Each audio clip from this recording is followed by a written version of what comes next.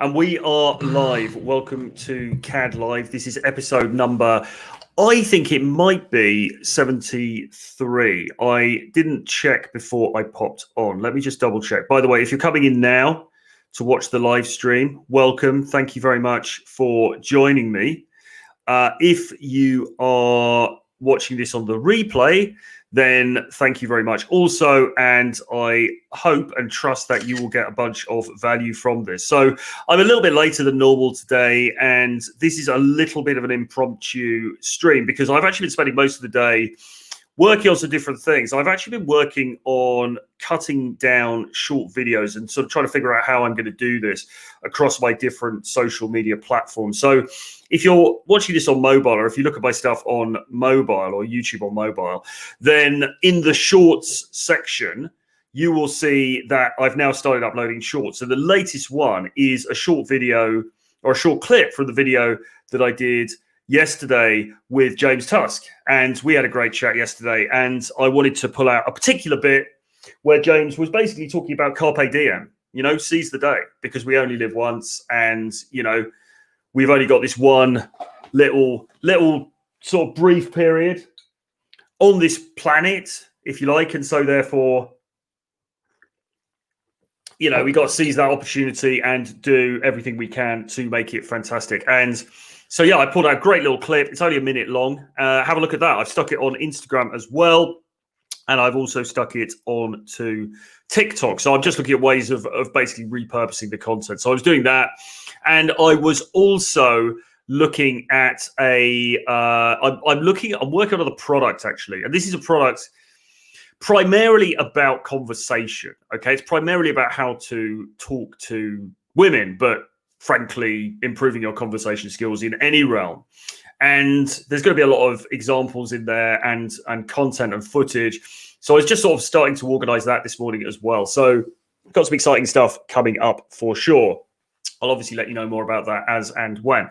Anyway, all of that being said, what I really wanted to talk about today was staying positive through stressful times. And the reason that I want to talk about that is because, well, frankly, we're all kind of going through a bit of a stressful time with what's happening out there in the world, with what's happening out there globally, really. Not everywhere, as we learned yesterday talking to James Tusk.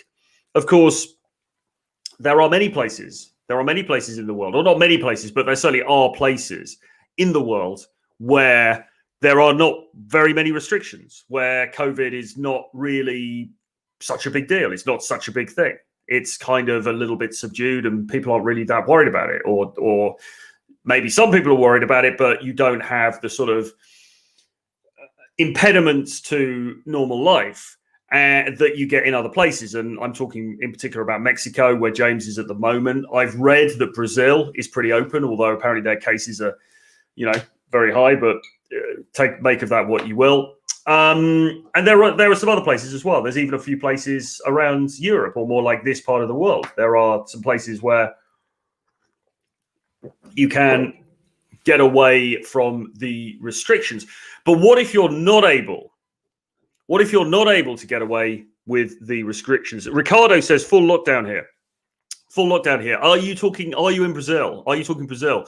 Because if you are, let me know. I read an article yesterday which was saying that in Rio de Janeiro specifically, people are still out partying. And it did make the point in that article that individual states can kind of do different things. And so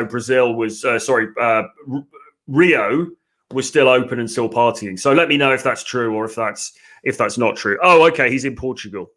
Fine, okay, you're in Portugal. I'm sorry to hear that, man. I heard actually that Portugal was reasonably open before Christmas, because I think Sterling Cooper went there. But I'm sorry to hear that if that's the case. I mean, certainly in the UK, we're in this lockdown situation, and actually the restrictions are they're finding new ways and new little restrictions and things that they can bring in all the time. And a lot of it's around travel. And I do think, I was just chatting to a friend before I came on here, and I do think that travel is going to become more tricky this year, without a doubt. It already is, isn't it? I mean, you have to I mean, now in the UK, they're saying that you're going to have to fill in a form to explain why you're leaving the country. But certainly you probably have to get a COVID test. You may have to quarantine when you get to your destination. You may have to quarantine when you come back, etc. It's all becoming a lot more tricky. All right. So, but anyway, putting that to one side, many people are able to move around. Many people can go to a different part of the world and they can work from there and whatever, and fine. And if you could do that, that's great. I'm one of those people. I haven't chosen to do that yet because I've got work stuff to do in London, but maybe that will happen. Let's see.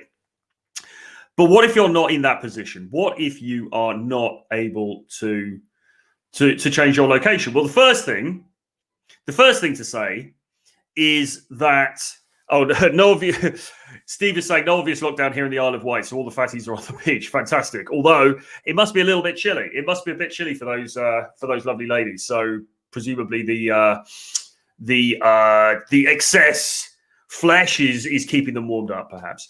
Anyway, look, what was I going to say? So what if you can't escape? Okay, what if you can't get away from these restrictions? And by the way, if you're watching this video and it's now 2025 and all of this is a distant memory, then hello and welcome, and I'm glad you're here. And really what I'm going to be talking about today applies to other situations as well. I'm framing it around the virus and restrictions because that is our current reality. But this stuff really applies beyond that. But say you're in a position where you feel stuck. You are stuck in your job. You are stuck in your country.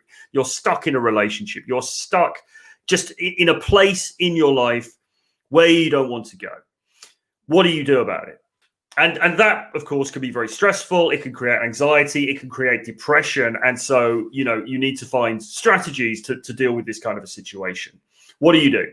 Well, the first thing to say is that you always want to be engineering it and getting yourself into a situation whereby you are able to be mobile. And if 2020 and 2021 has taught us nothing else, if we take nothing else from this whole situation, this whole extraordinary situation that has exploded internationally and is still, raging away and probably will continue to do so for some time. If we take nothing else from it but this, it must be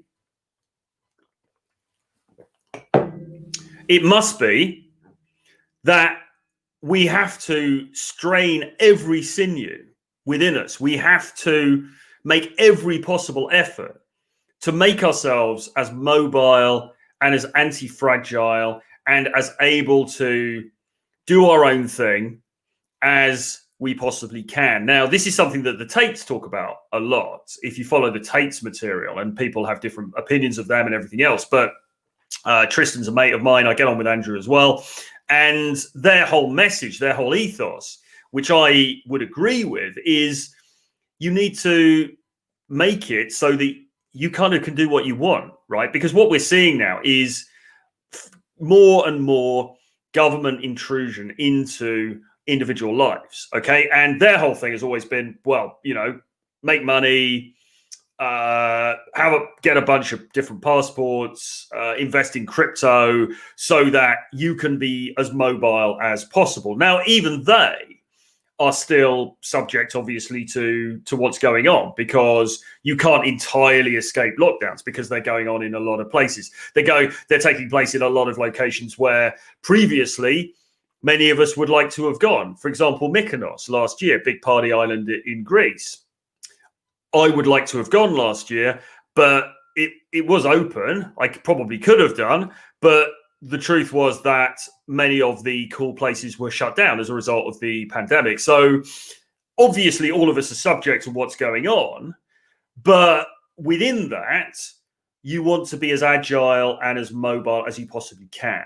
So I think it's incumbent upon all of us to use this time as effectively as possible. Because if you're sitting here now and you're thinking, I'm just stuck in this situation, I don't want to be here, wherever you are, I want to escape, but I can't. You need to take a step back and think, well, why is that? Is it because you're in a job and even if you're working remotely, the boss still doesn't want you leaving the country for long periods of time, so that's not really going to work? Is it because you are in a relationship or a marriage that you don't want to be in? But I would say one of the most important things here really is the work side of things, okay? Because that really frees you up. So if you're in a job or you're in a career where you're really stuck in one place and you can't move and you don't have that flexibility, then that is something that you need to have a look at. And the great thing about lockdown, the great thing about what's happening now is that, in fact, the one thing we've got here is time. Okay, people always on social media say, the most precious thing is not money, it's time. And that's true. But the one thing we have got right now is time, okay, because there's not very much else to do. So if there's one thing that you can be doing now that is positive, it is working on your career, working on your future, working on your mobility to ensure that your mobility is extensive and unassailable as possible. So that as and when this happens again, you're going to have the ability to get out, go somewhere else, go to a different location, whatever. Okay. You're going to at least have that option. All right. Now, you might not choose to exercise it. I haven't chosen to exercise it yet. I mean, I was away a little bit last year, but I haven't chosen to exercise it yet, but I could.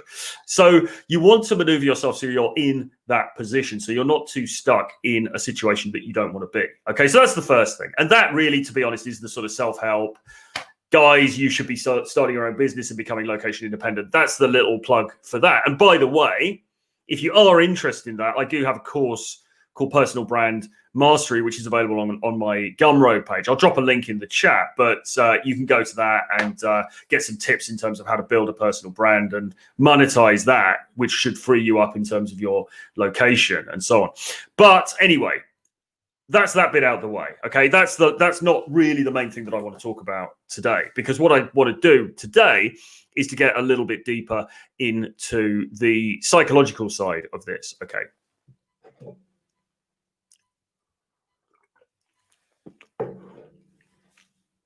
So here's the thing, right? Many of us are addicted in some way to sensation. Okay. Some of us have addictive personalities, and because of that, we turn to drink, we turn to drugs, we turn to, excessive sex, shopping, whatever. We have that addictive personality. Some people watching this now will have that. Other people won't have it. That's not to say that they don't sometimes drink too much, they don't party too much, they don't, whatever, have sex too much sometimes, if that's possible. But they're not addictive, okay? So there's a difference between the addictive personality and the non-addictive personality, okay? So I was somebody who had an addictive personality, and I drank addictively, and I would get very, very drunk on a Saturday with my friends. And they would probably drink about the same as me. So it wasn't that I was drinking a ton more. They were drinking on a similar level to me. But the difference was the next day, we'd all wake up and they'd say, oh, listen, man, that was crazy yesterday. I'm going to take this off because it's a bit hot. They'll be like, listen, I was just so wasted yesterday. I just feel awful now. I just, I'm going to chill today. I'm not going to hit it hard today because I just can't do that again. I would always say, I'm going to carry on. And the reason I would carry on was because, I don't know if you guys are aware, but if you get a hangover and you feel like crap and you've got a headache and you're sort of shaking a bit and whatever, and you've got the cold sweats, if you have a bit of a drink, it might be unpleasant at first, but it starts to level it off. Okay. And the reason it levels it off is because what is a hangover really? It is the poison leaving your system. All right. And when you put the drink back in, then, you go back to the original state. You go back to the state of intoxication. So you feel better momentarily. Now, of course, being drunk the whole time is not a long-term solution. It's not a long-term solution that's going to work in any useful way. In fact, it's going to wreck your life, as I found out to my cost. But this is what the addict does. The addict will, rather than face the difficulties that he has to go through, rather than facing, the physical discomfort, the feeling nauseous, throwing up, headache, sweatiness, whatever it is, the anxiety, all that stuff that you get the day after the hangover, the alcoholic or the addict rather than going through the pain, instead, the alcoholic will choose just to take more alcohol because that momentarily solves the problem. Okay. Now, as I say, this is a very small percentage of people. It's probably about 1 in 10, if that, okay, who have that sort of reaction to a chemical substance. And I was one of those people. But let's be honest. We live in a world that up until 2020 was incredibly fast moving and was very, very suffused with distractions, with things to make us feel better. You know what it's like. You live in a big city, you walk down the street, there's neon signs all over the place, advertising things, there's big adverts, there's music playing out of shops, there are beautiful women walking around. There are amazing places to eat. There are fantastic shops selling everything that you could possibly want and things that you don't even need. There's all this stuff going on. There are all of these distractions going on the whole time. And that's just out there in the external world. Then, of course, we have television. And on television, we have all of these amazing shows, or these fairly crappy shows, actually, if you know, whatever, like reality and stuff like that. We have all of this chewing gum for the mind. And then, of course, online, it goes on. You have channels like this. You have channels about self-help, self-development. You know, there's all of this stuff on YouTube. I subscribe to these channels on YouTube. I go in every morning. There's a list of recommendations from my channels. I have podcasts, all these recommendations. There is just so much stuff out there to take us out of ourselves. And while I think that people have a different propensity towards addictiveness, I think some people are full-on addicts and then other people are less so. I think that the way that our society is geared means that most of us, to some degree or other, use distractions in order to stop us feeling pain. We use distraction, to prevent us from feeling negative emotions. Okay. And what the pandemic has done and what the restrictions have done, and this I first noticed really as soon as it happened, and I talked about last year, is that it's taken away at a stroke. It's taken away a lot of our distractions. All right. And if you go into London, I mean, look, God, I mean, why do I even live in London? Why do I live in a big city? You know, I've always been fascinated and drawn to big cities: London, Manhattan, Berlin, Paris, Moscow, wherever, you know, like big cities, loads of action, lights, excitement, mystery, all of this stuff. I've always been drawn to that. Okay. Why is that? Well, it's because I like being distracted. I was actually brought up as a very young kid in the countryside.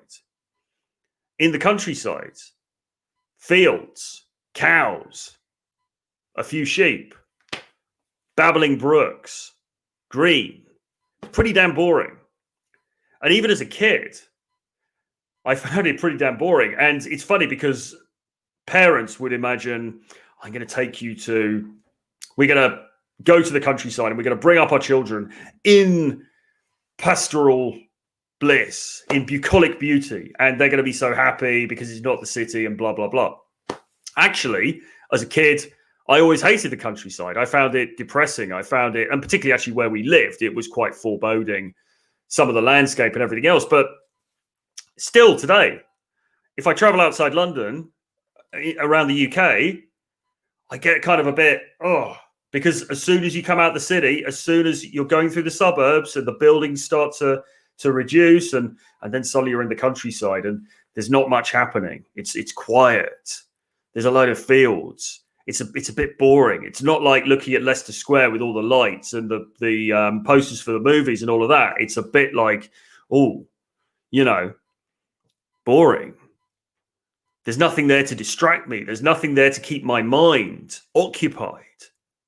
And that's a problem, because what are you then left with? Well, what you're left with is yourself, okay? And that can be difficult for many people. Many of us spend our entire lives trying to escape from ourselves, trying to escape from being in our heads. Okay. And we use all of these different things. We reach for clothes and for narcotics and alcohol and affairs with people and relationships and sex and danger sometimes. Fast cars, rock climbing, jumping out of planes. We run towards sensation to prevent ourselves having to sit down quietly with ourselves and confront our own individuality, to confront the reality of our own personas. And it's not because we're bad people. It's not because there's some terrible dark thing that's lurking within us. It's, in many cases, it's because we are actually pretty normal people. We're actually pretty ordinary men and women, and we don't like to acknowledge that. I don't really want to just sit in a room on my own with no entertainment and confront the real me in inverted commas. I don't really want to do that, because if I do that, I have to acknowledge that I'm just a man amongst many other men. I'm a worker amongst workers. I'm just another human being whose life is not extraordinary, who will die at some point and who will ultimately be forgotten. And I think that none of us really likes to confront that truth. And so we use all of this other stuff in order to mask that reality. We use all of this sensation. We use all of this entertainment to prevent ourselves from being at one with ourselves, from sitting with ourselves and acknowledging our humanity, because we don't want to do that. Now, maybe some people are better at it than others. I think there are people who are naturally a bit more able to be like that. I'm not one of them. I'm not one of them. I've never been one of them. And as I said, I have this addictive tendency, this addictive streak that makes me, I don't drink anymore. I don't do any drugs or anything like that. Back in years ago, perhaps I did, and I no longer do, because I went into recovery and I stopped doing that stuff. But the reason that I did that stuff was because I hated sitting with myself in the way that I've described, and I hated feeling my feelings. And this is the other thing, of course, because feelings are, even for men, and this is perhaps something we don't acknowledge enough, feelings are very difficult to deal with for all of us. Okay. And we all have negative emotions. All right. We all feel at times less than, we feel embarrassed, we feel sad, we feel afraid, we feel victimized. Sometimes we feel positive things. We feel grandiose. We feel like we're bigger than we really are. We feel like we're more powerful than we are. We feel arrogance, or we feel lust. I mean, there are so many different feelings, okay?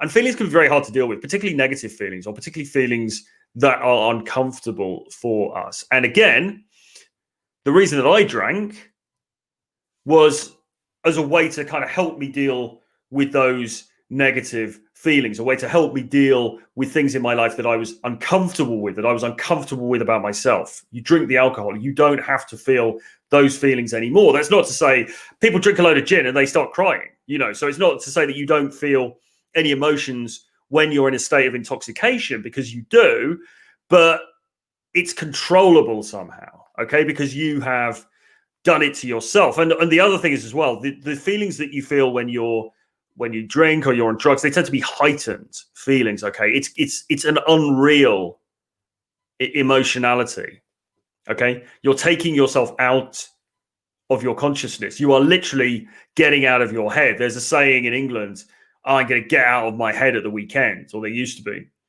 And that's literally what you're doing. You are taking yourself out of your head. You're taking yourself out of your consciousness, okay? As I say, that pertains to drink or drugs and using those things in an addictive way. But taking a step back, as I say, We all do this to an extent, just naturally in our lives, because our lives pre-pandemic, pre-restrictions, were all about distraction in one way or another.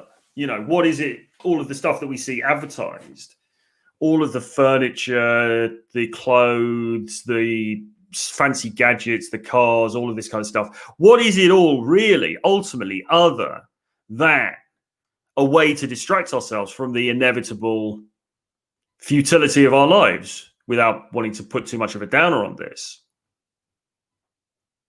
You know, we're here for a short time. There's not really any rhyme or reason to it. And at the end of it, we die. We may leave family behind. We may not. We may leave a body of work behind. We may not. But in the end, even if we do, those things also will be forgotten. And so that meaninglessness at the heart of our lives, very, very hard to deal with. Very hard to deal with for many people. And I'm not saying it's something that people are sitting around thinking about. They're not going, the meaninglessness of my existence, you know. It's not like that. But people can feel it. People can feel it on this subconscious level. And so we use all of these distractions in order to take our minds away from it. Now, with all of that being said, how does that pertain to now? So what we are facing at the moment with lockdowns, restrictions, and with this whole COVID situation is a state of affairs where, in many cases, a lot of the things that made us feel good have been taken away. A lot of the things that allowed us to forget about our powerlessness, about our lack of the lack of meaning, the lack of significance in our lives. A lot of the things that allowed us to forget about those things have been taken away because we can't go to the shops, maybe, or maybe you can't go to the cinema, depending on where you are. Maybe you can't go to the gym even. I mean, you know, maybe you can't go and buy clothes like you used to, except online. You can't go to a dinner, to a restaurant for a dinner. All of these things that we would do to entertain ourselves have been taken away. And we're left with, look, we've got stuff to entertain ourselves. It's not like we're bereft of entertainment. We've got YouTube, we've got Netflix, we've got the media channels still, but something very big has been taken away. And it's that ability to socialize with others, that ability to come together with other people to enjoy something. Okay. Now, again, this is a double-edged sword, right? Because on the one hand, coming together with people is an incredibly healthy, powerful, beautiful human thing. Okay. You know, you get all of those people in Rome who are praying and the Pope's standing there in front of them. Fantastic, right? Beautiful thing. Or you get all these people at a rave dancing to music. You know, they're looking up at the sky. It's almost like they're worshiping. Or you get all of the people at a festival, you know, Coachella or Glastonbury or Burning Man. You get all of these people dancing together, people who've never met before, people having this wonderful transcendent experience where human beings are coming together and experiencing something beyond them, something that touches the divine. Okay?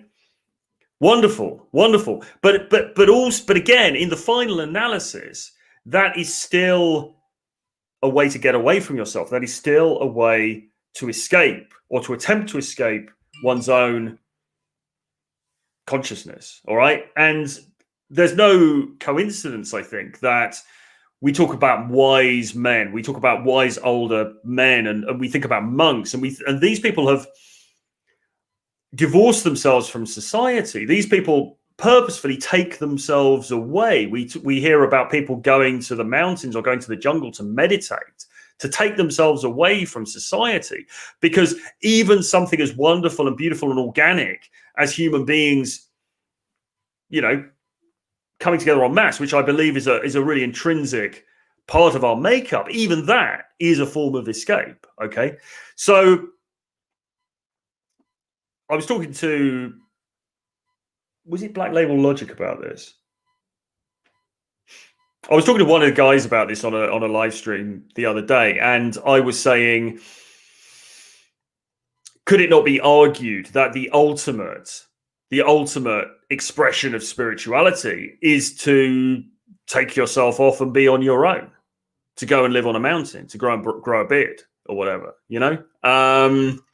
and we agreed that that would actually be very difficult to do in practice. But I don't think there's any coincidence, as I say, why you get these religious leaders, why you get these sort of wise older sages who do this kind of thing. Okay, because as I say, society in itself is a form of an escape. It's a way to get out of your head. It's a way to get away from yourself, if you like, because you're fusing yourself into the collective. All right, and it feels good, sure, but it's not sitting down and being honest and coming to terms with yourself. Anyway, listen, all of that being said, we're in a position now where this has been somewhat forced upon us, okay? We are somewhat forced into a situation where, if I think about the color of my life before and the color of my life right now, sitting here in London, it's like somebody's turned the contrast right down, okay? And actually, a friend of mine I was chatting to yesterday was telling me about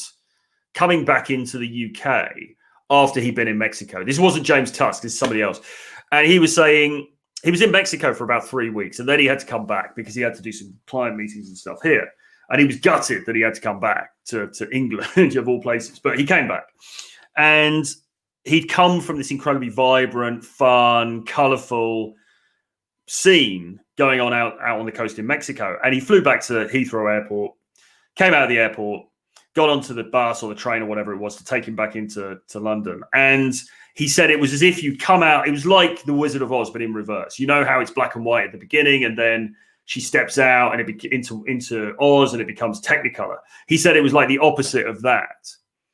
So he came from all this wonderful, glorious Technicolor and came out into England and got on the train, and it was like going into an old black and white movie. And he was just like, oh my God, this is so depressing.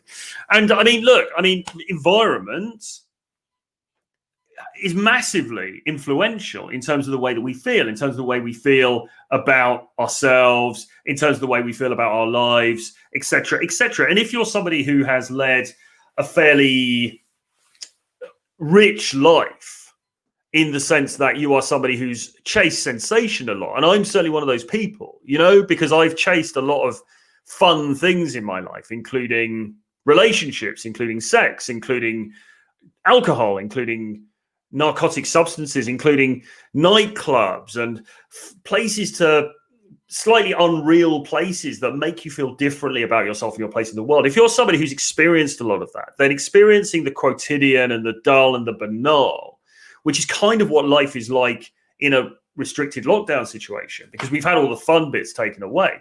That can be very, very hard.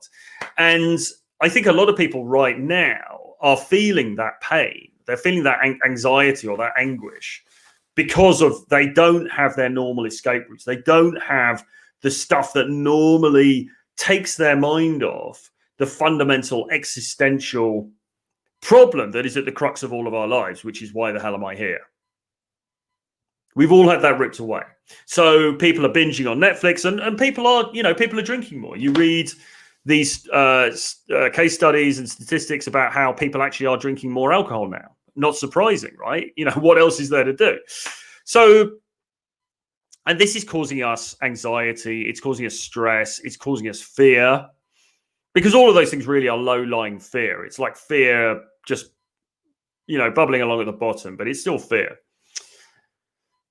And the anxiety is heightened because we don't really know how long this is going to go on for. We don't know what the end game of all of this is, how long it's going to go on for, if it's going to get worse, if it's going to get better, at what point it's going to get better, all of these different things. We don't really know. And there's a lot of course, theories flying around about it. There's a lot of what you might call conspiracy theories.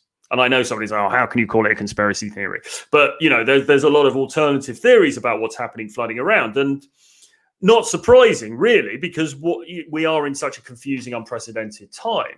And so it's unsurprising that people are going to theorize about that, and they're going to come up with explanations for what seems to be happening. But the truth of the matter is that none of us really knows exactly what's happening and how we're going to turn the corner out of this. So what do you do? And ultimately, it has to be about getting right with yourself. You know, I mean, I look at this situation and I think, okay, so, do we go to Dubai for a bit? It looks like that's off the cards now because of travel restrictions. Do we go to Mexico? Do we do this? Do we do that?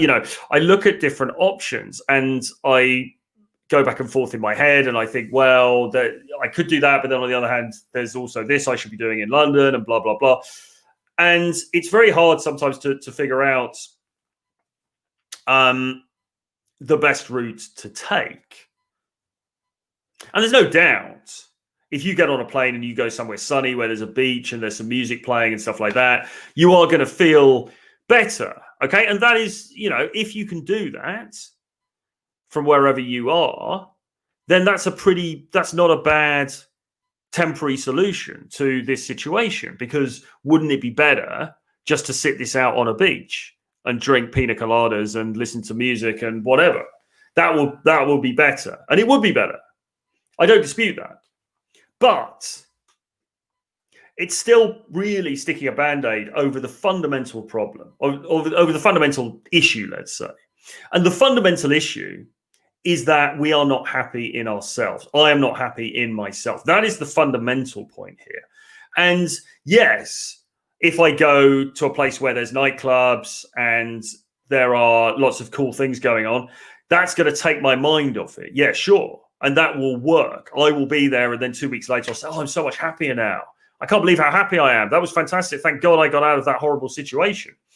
And yes, that must be part of our strategy in any part of life. I talk about this the whole time. So like, if you're in a situation that you don't like, then you need to find ways to get yourself out of that situation. And I stand by that. I think that's absolutely true. I think that's absolutely good advice. And I think we should be looking at ways that we can do that. But you understand my point that in reality, it doesn't actually solve the underlying problem. The underlying problem is that we are not happy with ourselves. I don't want to be myself. I'm not happy being me. I'm not happy having these thoughts. I'm not happy, living this life. I want to be, this is the mindset. We want to be something other than we are. We want to be elsewhere than we are, etc. We want to be in some different state. And the ultimate spiritual answer to this, because this is a spiritual issue ultimately. I mean, yeah, it's a psychological issue. It's an issue about politics because of, it's got lockdowns and stuff. But ultimately, this is a spiritual issue, okay? And the way that we have to combat this, the way that we have to go about solving this spiritual issue within ourselves is by getting right with ourselves. It's by acquiring that ability to sit with ourselves and not to be worried about this BS, not to have some banging nightclub downstairs in order to feel happy and good about ourselves, okay? We need to get right with ourselves. And that's easier said than done, because what does it really mean? What does it really, I don't know. What do I mean? Is it even possible? Well, yeah, I think it is possible. I think it is possible, because you do meet people who are spiritual. Maybe they're religious, or maybe they're not like religious in a classical sense, but maybe they are spiritual in some other way, like they meditate, or they involve themselves in spiritual practices or whatever. But you do meet people who are very serene and very calm. I mean, I've met a few people today, and I've met a couple of people who've said, I've talked about this current situation in the UK, and people have a variety of different responses to this. Some people are like, oh my God, it's horrendous, it's terrible, blah, blah, blah. But other people are just like, yeah, it is what it is. One day at a time. I can't control it. This is what it is. And that really, ultimately, that is the answer. The answer is not actually running away. But and running away is cool. Don't get me wrong. I mean, I've run away many times. It's good. Running away is cool. It can be a lot of fun, but it's not really the answer. Really, what the answer is being okay with yourself, regardless of the external situation. Okay. I saw Tate once do a post, and he said, Andrew, he said something about, even if I was put into a jail cell, I'd sit down on the floor and I'd smile to myself because they'd taken everything away from me. They'd taken my freedom, but they hadn't taken my soul. They hadn't taken my spirit. They hadn't taken that thing inside, and nobody can ever take that away from me. Okay. Now, I'm not holding him up as a great Zen master or anything like that, but that's nearer to where you need to get. You need to be all right with yourself, regardless of what's happening out there. We need to be okay with ourselves. Lockdown, restrictions, travel restrictions, it doesn't matter. We're still okay. All right. This is where we need to get to. And it's not easy. It's not easy, because we are conditioned by this world to use other things to feel better. We're conditioned by the world to seek out entertainments of various different kinds to get away from these nasty feelings because we don't like them very much. But it's not the ultimate answer. The first thing that anyone ever suggested to me, which actually worked as far as making me feel a bit better about my life, and this was not now, this was a couple of decades ago, okay, was to take it a day at a time. Now, like a lot of advice, like a lot of stuff that gets talked about in self-help, it's very cliched. We've heard it a million times. Yeah, just take it a day at a time, take it 24 hours at a time and everything. But ultimately, that is it. That is what we have to do. We have to take life on a daily basis. And if you can't take it on a daily basis, you have to take it on an hourly basis or a minute by minute basis. Okay. We have to accept life on life's terms in the moment. All right. Or let's say over 24 hours. Okay. There is a line in the a piece of literature that goes with the alcoholic fellowship that I go to. There's a piece of literature that says something along the lines of, we can do for 12 hours, which is, the average span of a day. We can do for 12 hours what we would balk at doing if it was over 10 years. But we can do the 12 hours, okay? And that's really all you have to do.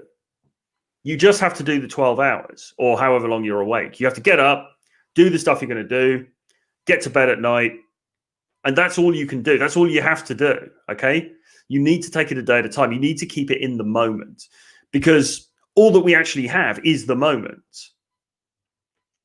The past doesn't exist anymore. The past is done. It doesn't there's no tangible way in which the past still exists. It's gone. And the future doesn't exist either because the future hasn't happened yet. So those things, in a very real sense, those things don't exist. All we have is this moment right now where we're sitting here watching this, I'm talking. This is all we have, okay? Literally, this is all we have. Because I could die in a second, somebody could come in and murder me or whatever. Hopefully I get a load of views for that. And that will be it. So all we literally have is this moment, okay? And we have to understand that on a profound level if we are going to negotiate life. If we're going to negotiate life where curveballs are thrown in, like the one that's been thrown in by this pandemic and these restrictions, we have to accept life on life's terms. So that's actually a separate topic. So let me go on to that in a second. We have to take life one moment at a time. We also have to accept life on life's terms because, and this I believe is a Buddhist maxim, but what is unhappiness caused by? Well, it's caused by attachment, and it's caused, frankly, by attachment to the wrong things or to things that are not realistic, okay? We would all like to have our old lives back. We would all like it to be like it was in 2019, for example. We want to party like it was 2019. Of course, I'm sure we all want that. I'm sure everybody wants that, unless you are a medical advisor for a government. But most people want to get back to how things were before. But things aren't how they were before.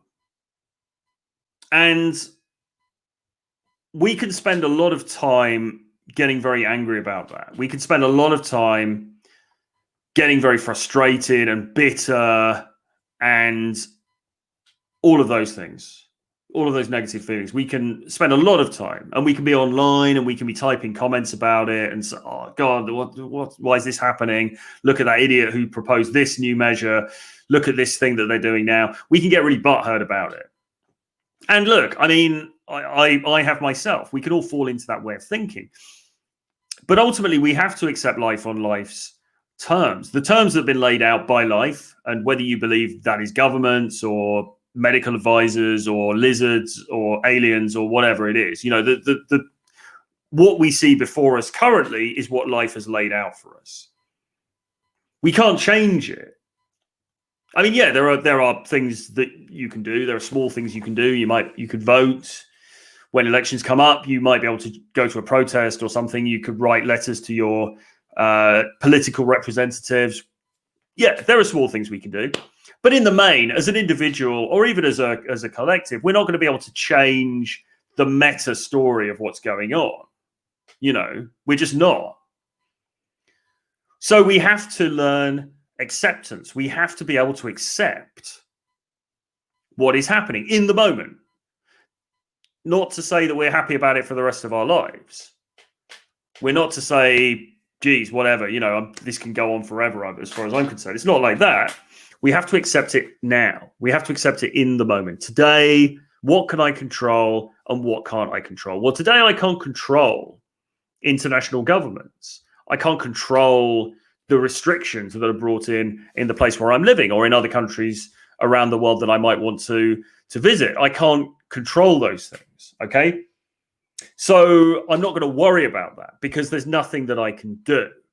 And the next thing that we need to really get a handle on is gratitude, okay? And I know this is like cheesy, this is like, you know, self-help kind of stuff, but it's really, really true. We need to be grateful for the things that are good. We need to be grateful for the things that are good in our lives. Now, actually, I mean, I've spent the last few days very up and down, actually, with all this stuff, you know, feeling very down, almost depressed at times, then sort of frustrated and a bit angry, and at other times, okay. Other times I feel okay. I feel kind of at peace with things, whatever. It just depends. It just depends. It goes up and down. But the truth of the matter is, there's a hell of a lot that I have to be grateful for. There's a hell of a lot of things that I have to be grateful for in my life. I'm healthy. I've got a place to live. I've got work that I enjoy that brings some meaning. I've got interests that are very fulfilling, that keep me, entertained. Fortunately, I'm lucky because I'm somebody, I love to read. I love running.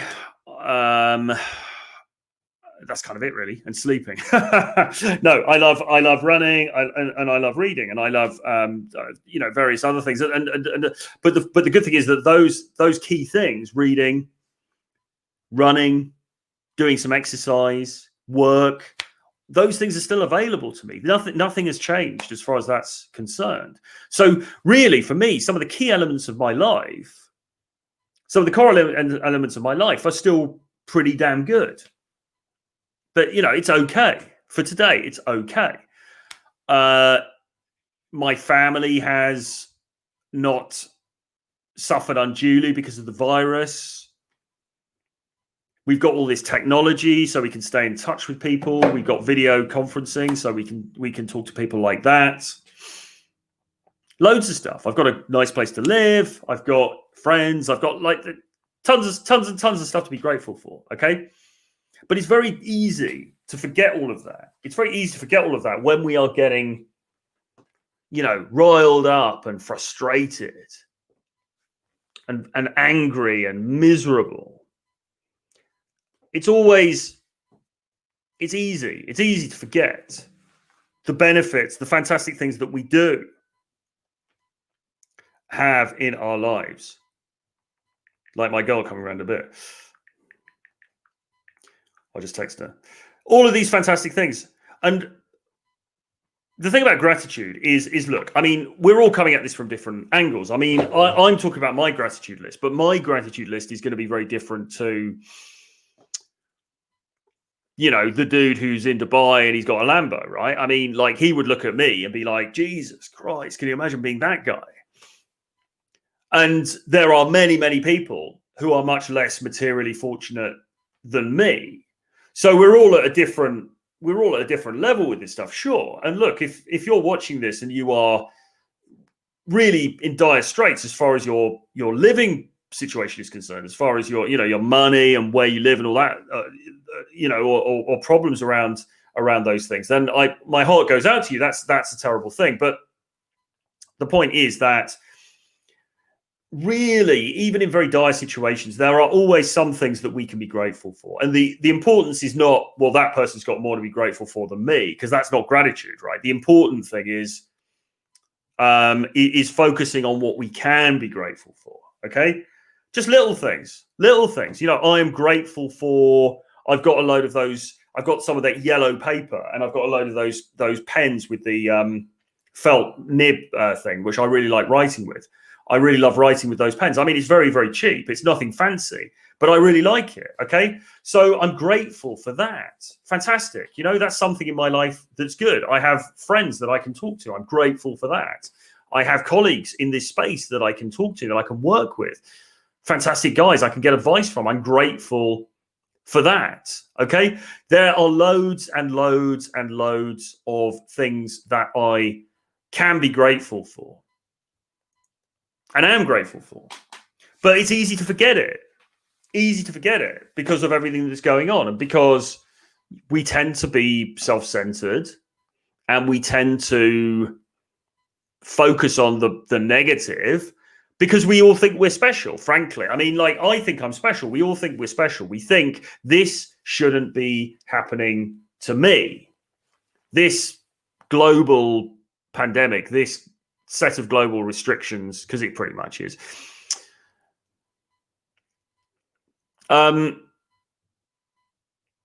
it shouldn't be happening to me. And that is really an incredibly egotistical way of looking at things, isn't it? I mean, it's because it's not, it's like, this isn't about me. This is about a global situation, a global crisis. Okay, this isn't about me. I am not important enough. And this really is the fourth thing. Okay, this is the fourth and I think probably final thing that we go through.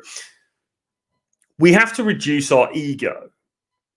Okay, we have to find ways to reduce our egos, to bring our egos into focus, under control, because a lot of this stuff is caused by having too big of an ego and just this fascination with ourselves, and this sense that we should be somehow treated specially. It's like the old line from Fight Club, isn't it? We were brought up to think we would be rock stars and movie stars, or whatever it was.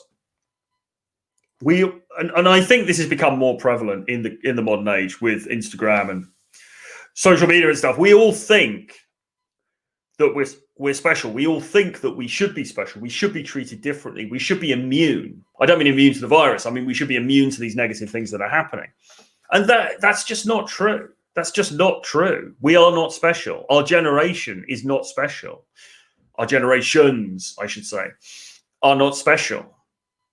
Just because we've avoided trouble and really negative things for quite a long time, nobody ever said that was going to be the case forever. We don't naturally deserve anything.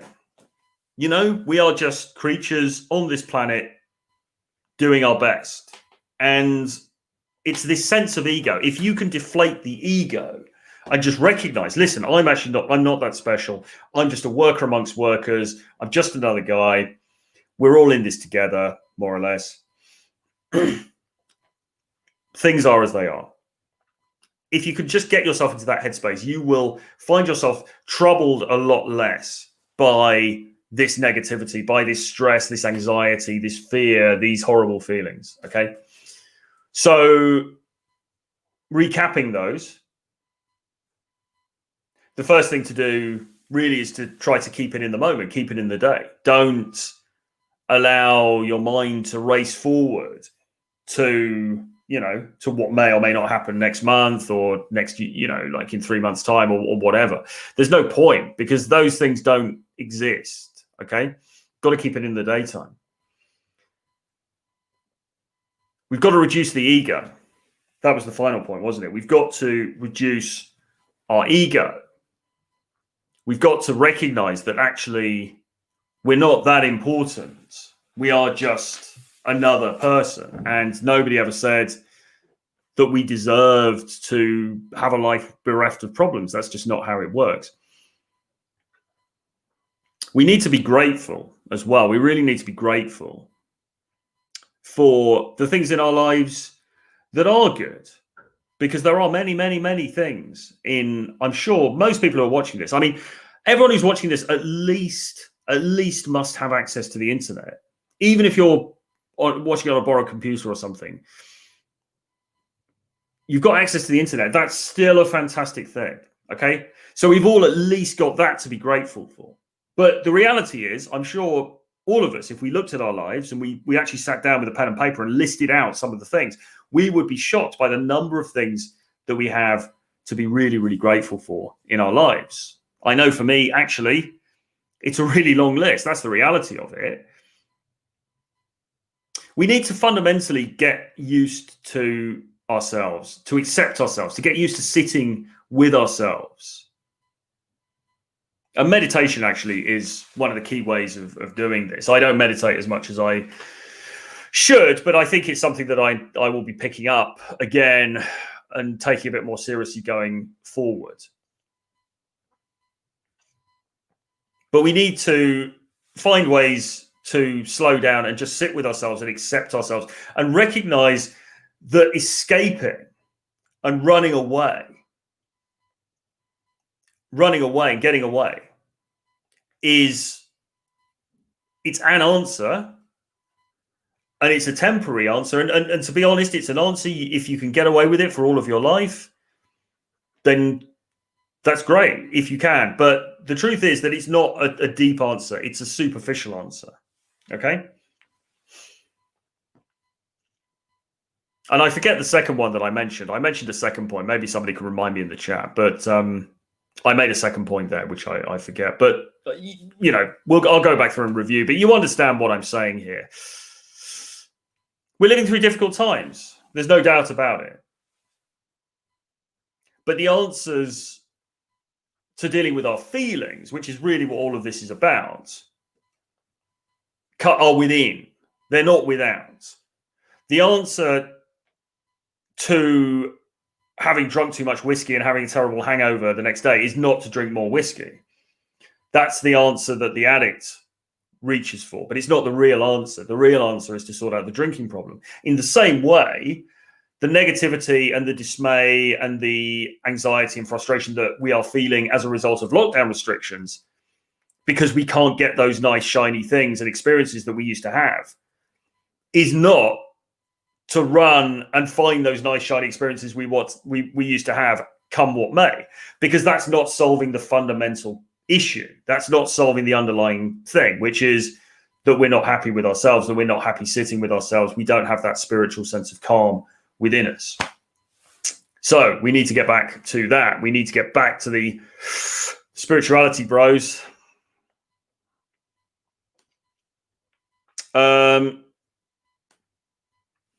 Backlund Bob, your take on Tusk: 30 approaches, a few dates, a pull from maybe 100. He's Chad. Black Pill is having a field day. I don't think, but well, I don't know, man. I mean, this is not really the stream to talk about this, but his success is actually not uncommon. And to be honest, I think actually a lot of guys, as I said, in that when he sort of went off air, when his internet dipped, I think actually for a lot of guys, 30 is quite ambitious. I think they will be looking at more. So I think that more approaches, that is, to get a close. So I think his results are not untypical of of top gamers. But equally, I think a lot of people would do a lot worse than that. I mean, the Black Pill can, frankly think what they like. I think the fact what he illustrates is that even Chads get turned down. So their idea that if you're good looking, then there's just no problem and women just fall at your feet. That is not true. I think what his example demonstrates is that actually you've got to put the numbers in regardless. So what? So if you had to put 60 approaches in order to get the same success as him, so what really? I mean, if you're going to get the result, you're going to get the result. What is Hip Hop says, those numbers are quite standard, really.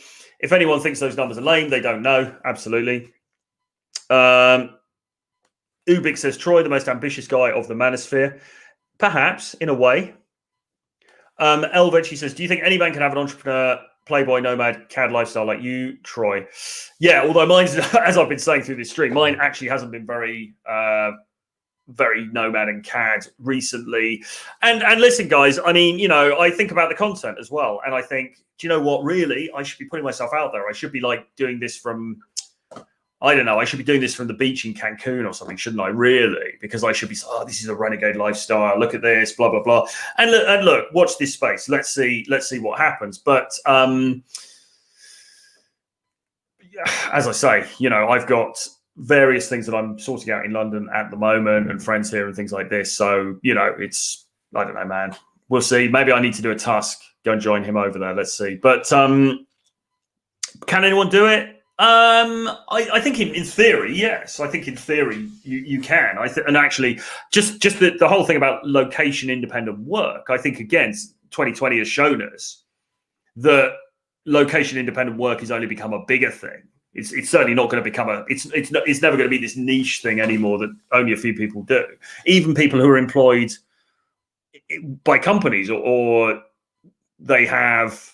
Say they are a freelancer, but they deal with one or two big companies. Even those people, they can be location independent. Even company employees can be location independent now. So, I think that increasingly more and more people will be living that kind of lifestyle. The game side of things, well, you've got to learn it and you've got to practice. Backlund Bob says, I just met his Chad. I like Tusk. What's your experience with burnout? Meditation seems superb. Burnout, yeah. I mean, I think we all get burnout from time to time. I had burnout.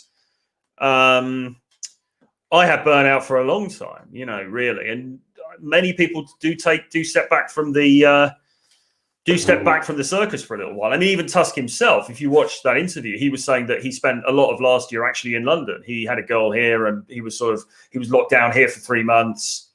He then went to Sweden, but, he spent kind of a lot of time not really doing a lot of day game last year because he had his girl and there was lockdowns and whatever. So I think everybody actually takes a step back. I think the idea that there are people out there just hitting it constantly forever is a bit of an illusion. It's not really like that. Certainly not in my experience and the guys that I've met who are in this space.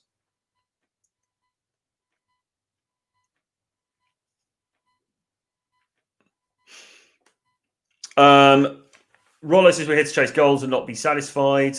Yeah, I think that's fair. Yes, absolutely. From a sort of a career point of view, from a achieving your mission point of view, yeah, definitely. Jack said, "We are alive. It's a 1 in 6 billion chance of being conceived. We've already won the war. Life is our prize." Absolutely. This is how we have to think. This is how we have to think, and it's easy to forget that when things aren't going very well. But, this is the way we need to look at it because we are lucky to be here and we are lucky to experience this. And it's only going to be brief, I mean, this is the thing. It's like people always say, tell me when I was a kid,